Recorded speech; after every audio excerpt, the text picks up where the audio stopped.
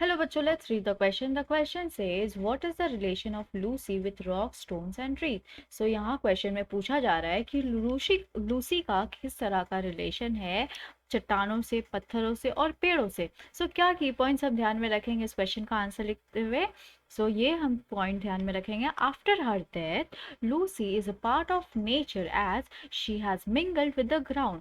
उसके मरने के बाद जो लूसी है वो अपने मृत्यु के बाद बन चुकी है एक हिस्सा प्रकृति का, जैसे कि वो समा गई हो धरती में.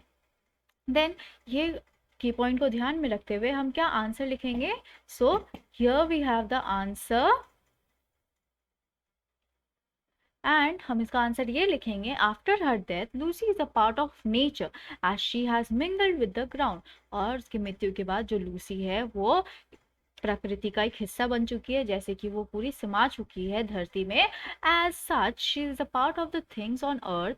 और जैसे कि वो बाकी सारे चीजें जो है इस धरती पे उन सब का हिस्सा बन चुकी है, जैसे कि रॉक्स का हिस्सा, तो चट्टानों का हिस्सा, देन स्टोन्स का हिस्सा, पत्थरों का हिस्सा एंड ट्रीज का हिस्सा, पेड़ों का हिस्सा. She has now become part of nature. और पूरी तरीके से अगर हम देखें तो इस पूरी प्रकृति का ही वो हिस्सा बन चुकी है.